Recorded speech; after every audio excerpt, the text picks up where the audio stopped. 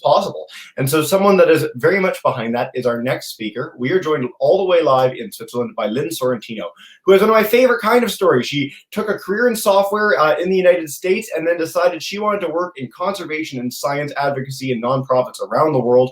Her work has taken her around the globe, where now she serves as the project lead for the IUCN's Marine Plastics and Coastal Communities Project, working in Kenya, Mozambique, South Africa, Thailand, Vietnam, to make sure that we have that future without plastic washing up on beautiful beaches around the world. So I'm going to turn it over to her. Lynn, thank you so much for joining us today, and take us away. I can't wait to hear from you. Great. Thank you so much, Jesse, and welcome, everyone. It's so nice to hear that there are people visiting from Texas. I'm an American, originally from California and Seattle, Washington, and from Kenya, which is where one of my projects is based. So again, my name is Lynn Sorrentino. My email, if you do wish to email me, is lynn.sorrentino@iucn.org, and I'm happy to answer questions. I will talk to you today a little bit about what IUCN does, where we're at, and then I will go into some deep discussion around MARPLASTICCs, which is the Marine Coastal Communities Plastics project that I work on, and Plastic Waste-Free Islands, which is another one of our projects. So to start it off, IUCN is the International Union for the Conservation of Nature, and we work with and have memberships of 211 governments in 160 countries. We have over 1,200 nonprofit, non-governmental organizations and partners, including Indigenous peoples organizations that are members. And we have 17,000 experts working on nature solutions and challenges around the world. A little bit about me. What Jesse mentioned too is true, that I started off in software, but before I got to my software career, I was just like Sheena, a scuba diver. I started at about age 18 also. I was inspired by Sylvia Earle and by Jacques Cousteau to figure out what was under all that water. I grew up originally at the coast of California and started my diving in Monterey Bay. I am also a wannabe surfer. Never quite got it, but working on it still. Although it's a little hard in Switzerland and it's a little hard with the COVID pandemic. My background is that I have a bachelor's degree in biology from Humboldt State in Northern California and a master's degree from Bangor University in marine environmental protection. Like Jesse said, my original career was 10 years in software at Microsoft, and when I was done with that, I was really done, and I wanted to move on to something that went back to my roots of being a diver and being interested in the oceans and the coasts. So I've spent 10 years now in conservation roles in Switzerland, and I've spent a lot of time doing volunteer STEM teaching marine biology in Wales, and teaching about technology and the access to technology in the United States. What I'm going to speak to you today about is what we have at IUCN called Close the Plastic Tap program. And if you go to IUCN.org, you can search on Close the Plastic Tap. It's under the Global Marine and Polar Program page. And what I'm hoping to share with you is that, just like what Sheena said too, the picture on the left is a picture of a beach with a lot of plastic in it. And what the picture on the right is where we're trying to get. And certainly it's a big challenge, as mentioned previously. So everybody who is vaguely aware that plastic pollution in the marine environment knows sort of what's going on, that there are challenges and where it's coming from. It's coming from, obviously, land-based sources. 300 million tons of plastic are produced every year, about 13 million tons of that end up in our ocean every year. And I say ocean because our world is an ocean world, and we have one ocean. Even if we are separated into different countries, our ocean is our ocean. This plastic never goes away, and that plastic that never goes away is considered plastic leakage. Once it's in the ocean, once it's in our rivers, it simply fragments into small particles. And as you can see from this picture, this was taken in Thailand in 2017 by one of my colleagues, Leah Dubois. And the beaches, as you saw also in Sheena's presentation, are covered in plastic in a lot of places around the world. Marine plastics that come up, they threaten ocean health, they threaten human health, they are challenges to food safety, and they also impact coastal tourism in a very negative way. When you are a country like Thailand or the Seychelles or the Maldives, where a lot of your income as a country comes from tourism, if you've got a lot of plastic on your beaches, it can impact your economic situation. Plastic, as you know, too, gets into our food and our water, into our fish, into our mussels, into our other shellfish. This is a serious health hazard. And there was a study that came out just a couple of months ago that said, it was a WWF-sponsored study, I believe, that said that an average person eats about a credit card's worth of plastic every year, or every week, sorry. And that's a problem. Plastic also kills an estimated 1 million seabirds and 100,000 marine mammals each year. And it costs a minimum of $13 billion annually in damage to marine ecosystems. Now, that's all some bad news. So here's some good news. IUCN is working in lots of places around the world through our Close the Plastic Tap program. We have projects that are running in the Pacific, in Fiji, Vanuatu, and Samoa, in the Caribbean, in Antigua and Barbuda, Grenada, and St. Lucia. We have done work in the Azores and in the Baltic and in the Mediterranean. And as you can see, all the red dots here are where we have projects going that have been going on or are still going on. The three big circles on the southern and eastern coast of Africa are the projects in Kenya, Mozambique, and South Africa. And also, as part of MARPLASTICCs, which is what those are, we have Thailand and Viet Nam. So we do work in a number of countries, and what we are trying to do is address closing the plastic tap, not just cleaning the beaches, but finding a way to close the plastic tap. And one of our projects is Plastic Waste-Free Islands. It's an initiative in the Caribbean, again in Antigua and Barbuda, Grenada, and St. Lucia. And what I'm going to show you now is a short video, about 3 minutes, of the work in the Caribbean. And I hope this works. Okay, here we are.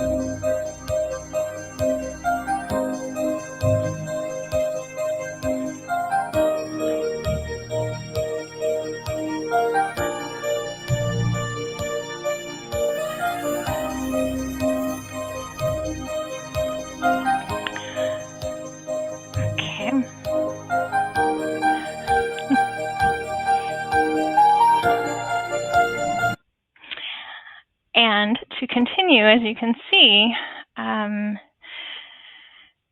there is a lot of potential here. And what we are doing with all of our projects is looking at it from a standpoint of research and generating knowledge first, figuring out what's there. I mean, you know that you can collect, 50,000, pounds of waste off of a beach, but you have to know what's there, and you have to be able to figure out where it's coming from first. So that's part of our pollution approach.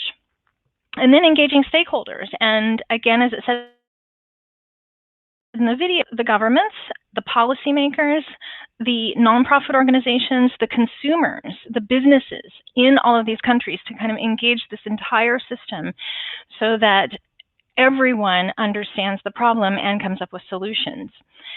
And we also try to create opportunities for action. So once we have done this work, we put it out there for people to really use the work that we're doing. And the Marine Plastics and Coastal Communities Project is an initiative, as mentioned before, in South Africa, Mozambique, Kenya, Thailand, and Vietnam. It focuses on knowledge, policy, business, and capacity. And one of the more challenging aspects of this work is, again, looping all of these 4 parts together and thinking about how to really solve this problem from sort of a holistic point of view. Now, the knowledge that we're generating out of marine plastics and coastal communities is guidance for the national governments for plastic pollution hotspotting and shaping action. And we have produced so far 5 reports for my project, and then for the Plastic Waste-Free Islands report, we're producing some reports through the Menorca and Cyprus side of that project. The knowledge that we generate with these reports basically identifies for each country where the plastic is leaking, whether it's a polymer level. So when you have a plastic bottle that's made with PET, that is a polymer. And whether it's from that or whether it's from waste management infrastructure issues or from sectors, we're looking at the bigger picture at a national level. Now, when you have a plastic bottle or a piece of plastic that is single use, its journey is very simple in a lot of countries. You buy something at the store, you bring it home, and it enters into, at this point, possibly the formal waste management sector. It's collected then maybe by a waste collector. It maybe goes to a transfer station. It might be moved in a truck or not, depending. From there, it goes to either a sanitary landfill or an unsanitary landfill. The informal side of this, where you have some countries that don't have enough infrastructure and need to have different waste management strategies, you might have waste pickers coming, and they might be taking the waste to a buyback center. This might also, as you can see in the video or in the image, it might also come from the waste collector. It might go into a buyback center. And then from there, again, it might go to an incineration facility or a sanitary landfill or an unsanitary landfill or just a dump site. There are formal recycling structures and facilities in some countries, and there's informal recycling in other countries. And this is part of what we're looking at within our projects, is how do we look at this and solve some of these issues. So here's a short video, again, of how we're doing this and how we're partnering in the field. This video is from our partner, Wild Oceans in South Africa. And if I click, it should start. The project actually started in 2019 with the ultimate goal of progressively cleaning up the Durban port. So the Durban port is currently a highly degraded system, but it's also a very important system in estuary. And so our goal was to clean up this historical buildup of waste over the number of years that had been building up in the different systems of the port. We did this through the employment of over 50 youth that lived around the area that actively clean up the waste every day. And our goal was to get that historical buildup out so that we could start monitoring and tracking the waste that comes in every day.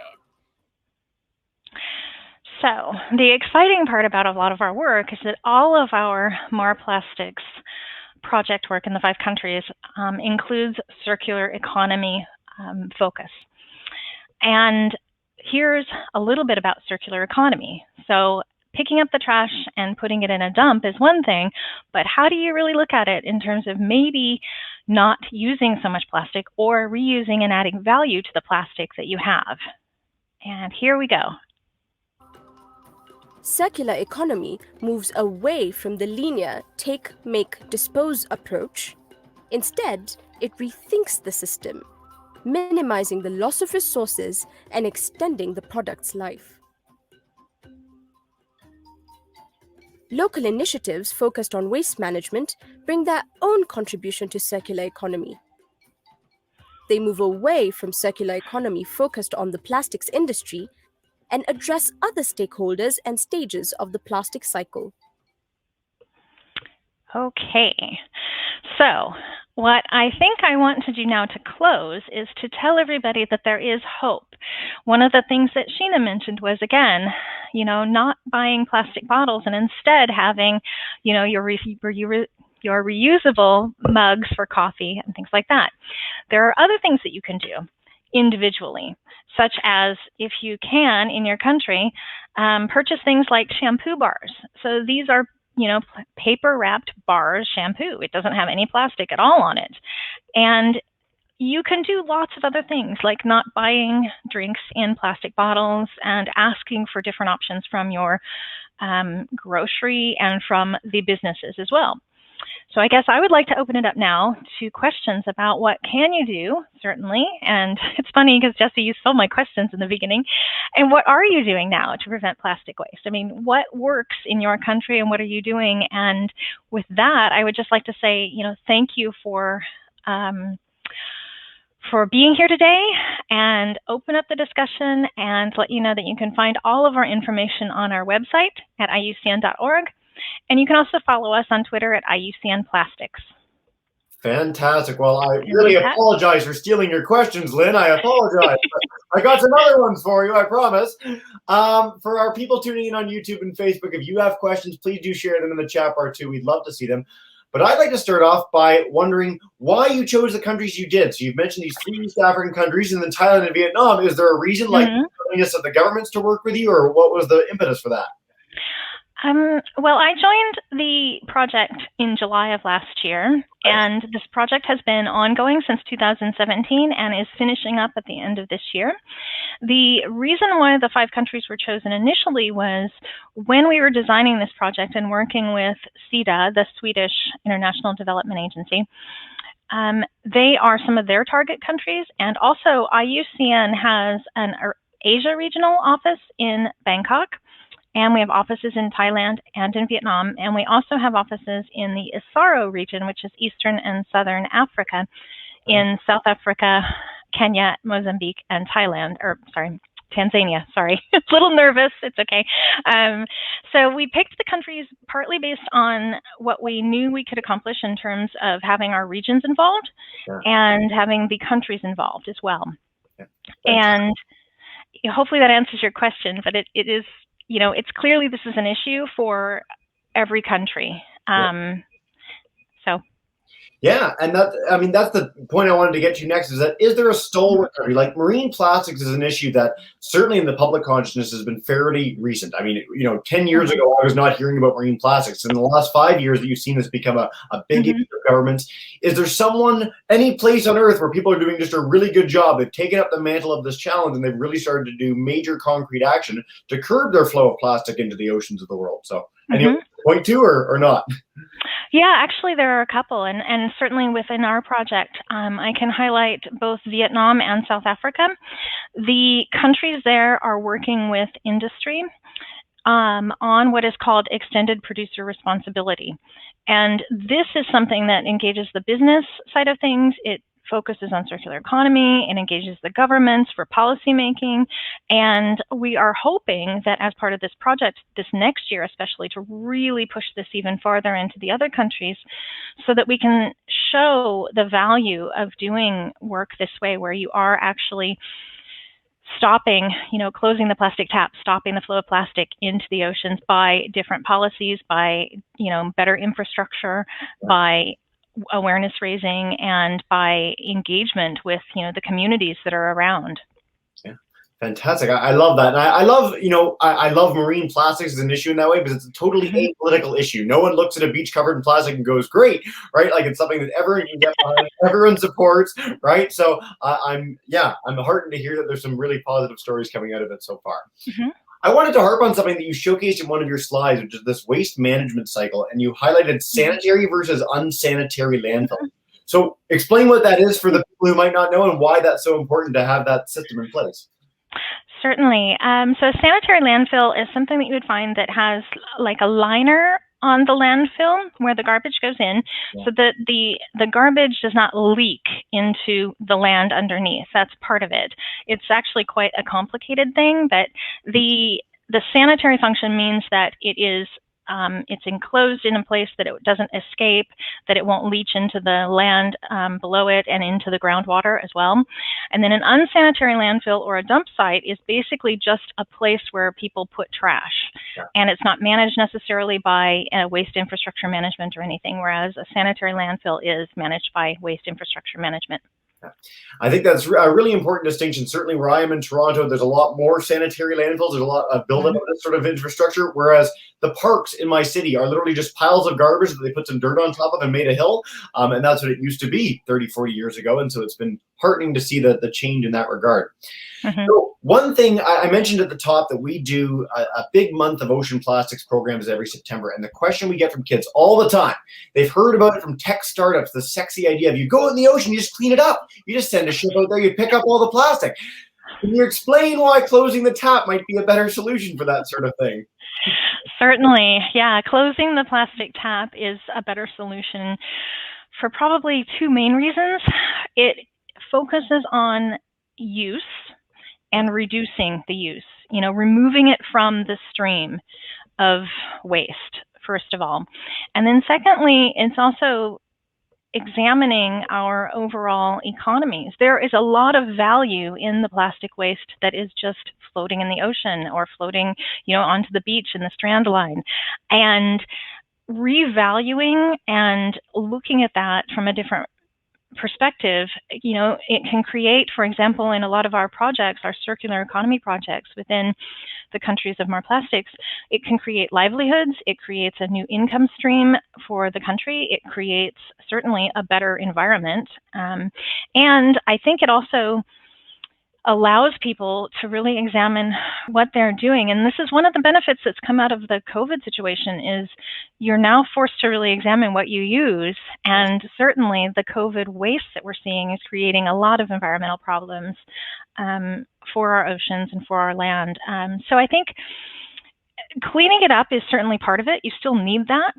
But you also need, the companies to be responsible. You need the businesses to engage and say, okay, how do we eliminate our plastic leak in our value chains? We have what's called a plastic leak project.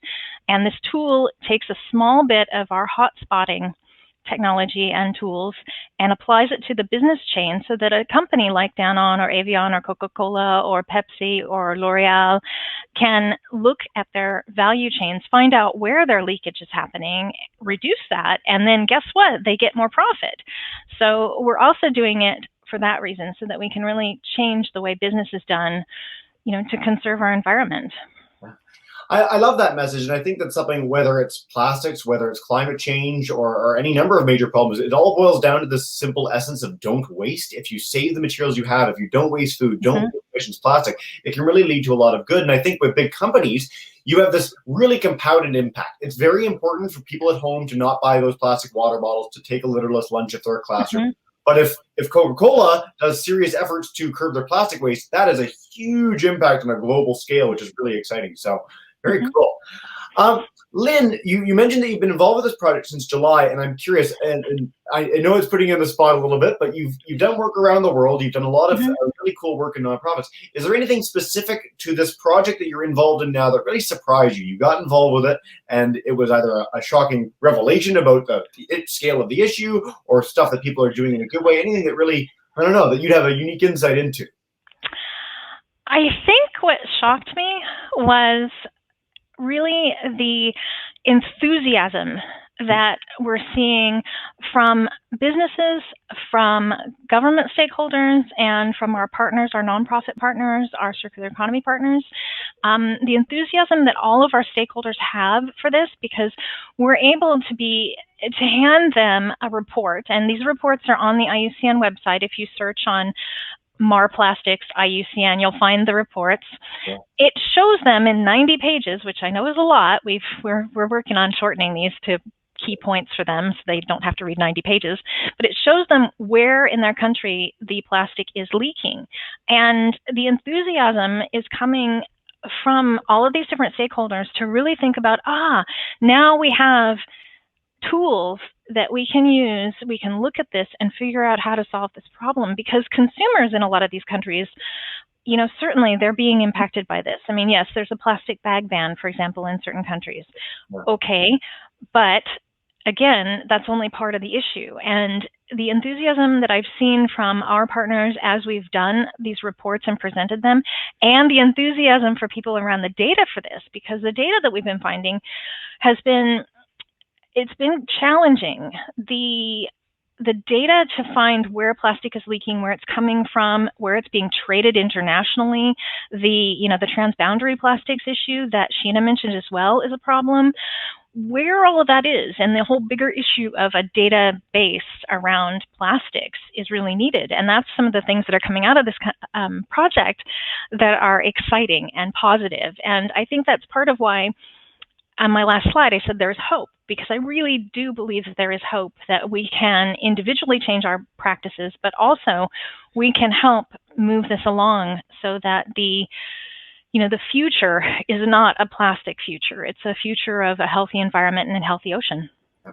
I couldn't think of a better message to leave on than that. That was beautiful, Lynn. And I'm so glad there's so much hope. And again, for anyone who's keen, Lynn passed along a bunch of details for contacting her at the beginning. But Close the Plastic Tap program, incredible work. The IUCN, governments around the globe, major NGOs that we've partnered with on this broadcast before.